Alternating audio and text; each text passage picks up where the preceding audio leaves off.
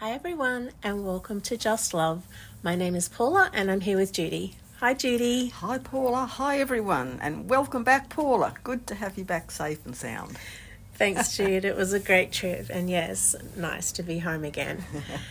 In our previous episode we were talking about the small greys. So today Judy is going to drill down a little bit more on who the small greys are, what they do and what she knows about them so that we can better understand their role.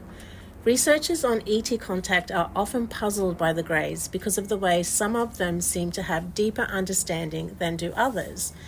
As Judy explains, the small greys only have part of the elders' conscious awareness and so don't have the depth of understanding of the elders, the taller ones. Anyway, Judy has some interesting stories to share with us about them. So, over to you. Okay, thanks Paula. The thing to understand about the greys is that there are many different cultures throughout the universe. They're one of the most widespread and diverse of all universal human cultures. Some of them occupy physical, biological bodies like humans of Earth, but most have evolved to higher rungs of the human ladder and are beyond the need to experience physicality. Some are angelic. The small greys I talked about in our last episode can be biological or they can operate through a semi-artificial form. These forms are not robotic, they are controlled by a soul essence via an energy chakra system, just as we are in our earth bodies. We too can step in and out of our physical body because we are not our body. We are pure soul consciousness making use of a physical container for the span of a lifetime. Physicality can be either biological or artificial. These ones I refer to are known as helpers or workers, and they're connected to a tall grey elder teacher. These elders can extend their field of work by placing part of their soul consciousness into the small grey forms. This is what my walk-in experience back in 1983 involved. But in my case, I'm in an Earth human body container, not a small grey body container. My elder teacher Maris, who is a higher aspect of my soul self, downloaded more of our combined soul consciousness into my Earth human form. And what was the purpose for him doing this? It was to enable me to access my ET memory and understanding consciously so I could write my books and do the healing and teaching work I'd come here to carry out.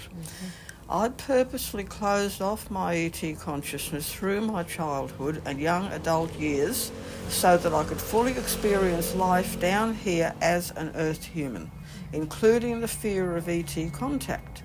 But at age 30, it was time for me to get back to work, as the Grey family told me during a contact experience. In this way, I've played a role similar to that of the small Greys, allowing my elder teacher Maris to work through me. We are part of the same soul essence. However, as we spoke about in our last episode, like me, the small greys have access to only part of an elder's consciousness, so don't have the full depth of understanding. This applies in both my earth human and grey forms. So what size grey are you when you're working up on the ship? I'm one of the middle-sized ones, about 5 feet tall, same as in my earth human body. Teeny tiny.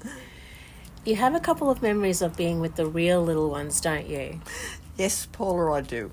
On one occasion, I allowed them to practice using a laser cutter on my leg.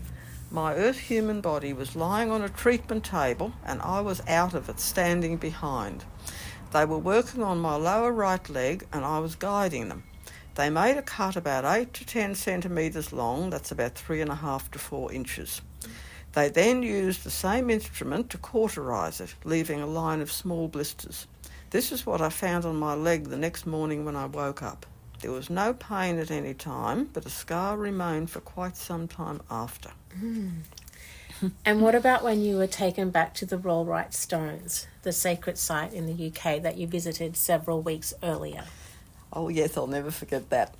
I was held down on the ground in the centre of the main circle and a needle with a blue crystal on the other end was inserted into my third eye chakra point, which turned out to be a download of information for my books. It was several of the small greys who held me down and kept me still for it to be done by the elder Maris. It really hurt, and I struggled against them, begging them to stop, and I was surprised at how strong they were. I didn't have all that much recall back then, so it was scary. Like my leg, the mark was there when I woke the next morning.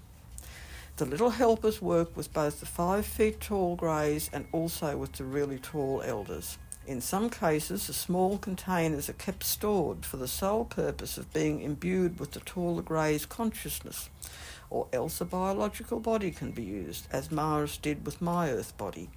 Remember, it makes no difference whether the container is biological or artificial. In our true form, we are pure soul energy. So interesting. I also recall you talking about a link between the small greys and the fairy folk in connection with that experience. Yes, for sure. The rollright stones are deeply connected with fairy lore, and in fact one part of the site is on a famous fairy knoll. There was definitely a sense of fairy energy coming through the little ones I encountered there. Also, the mark left on my brow chakra was a crescent moon shape, which I think has a connection with the fairies. Wow, those experiences are just amazing, and so good that you were left with physical evidence on your body on both occasions. Yeah, that's absolutely true. It's so easy and tempting to put such experiences down as just a dream or else just imagination. But when you wake with physical evidence on your body, you can't fall back on such denial. Yeah. I so wish to this day that I had a camera after the incident up on the ship with the cut on my leg. But not that long after, I did see a picture of someone else that had taken of a very similar cauterized cut on their body that had been done on an ET ship. So that was further proof for me of my own experience. Yeah. Oh, well, if you'd like to read more about these things, Judy's books are available from Amazon and can be accessed through links on her website listed below. And they are Human by Day, Zeta by Night, followed by the Zeta Message, then Extraterrestrial Presence on Earth, Lessons in History, and my 2 most recent books, both Kindle editions and both also available in German, An Interview with an Alien, Comments by an Undercover ET, and Cosmic Spirituality, Blending Religion and Science in Oneness from an Off-Planet Perspective. Thank you so much, Jude, and thanks everyone for listening. Please share, like and subscribe, and now we're sending you much love and bye for now.